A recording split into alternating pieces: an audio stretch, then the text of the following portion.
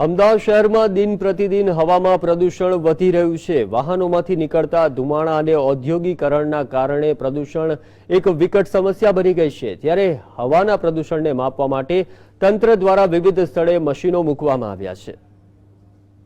આગામી દિવસોમાં અમદાવાદ શહેરના વિવિધ વિસ્તારોમાં પ્રદૂષણનું પ્રમાણ કેટલું છે તે સરળ રીતે જાણી શકાશે, કેમ કે પ્રદૂષણના પ્રમાણને માપવા માટે અમદાવાદ મહાનગરપાલિકા 9 સ્થળો પર પ્રદૂષણ માપતા મશીનો મૂકશે।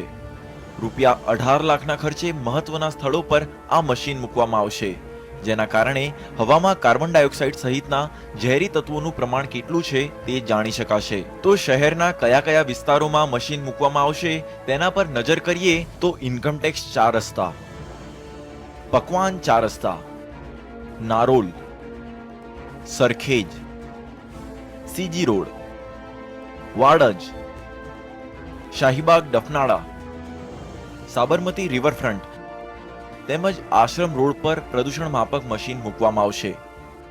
જેમ વરસાદ માપવા માટે રેન ગેજ મૂક્યા હતા, એ જ રીતે અમદાવાદ શહેરમાં જુદી જુદી જગ્યાએ પોલ્યુશન માપવા માટેના મશીનો મૂકવાનું કામ સ્ટેન્ડિંગ કમિટીમાં આવ્યું છે। આ કામમાં અલગ અલગ જગ્યાએ પોલ્યુશન કેટલું છે એ માપી શકાય અને માપી અને ત્યાં આગળ પોલ્યુશન ઘટાડવા માટે શું કરવું જોઈએ એની યોજના બનાવવા માટે આ અલગ અલગ જગ્યાએ પોલ્યુશન મશીનો મૂકવામાં આવનાર છે। મહાનગરપાલિકા કરોડોના ખર્ચે એર પોલ્યુશન માપતા મશીનો તો મૂકી દેશે, પરંતુ તેના કારણે પ્રદૂષણ કંટ્રોલ થશે કે કેમ તે એક પ્રશ્ન છે, કેમ કે ઘણા એકમો એવા છે જે પ્રદૂષણ ફેલાવતા જોવા તો મળે છે, તેમ છતાંય તેની સામે આંખ આડા કાન કરવામાં આવે છે। કેમેરામેન કનુ ભરવાડ સાથે ઝલક અધ્યારુ, GSTV, અમદાવાદ।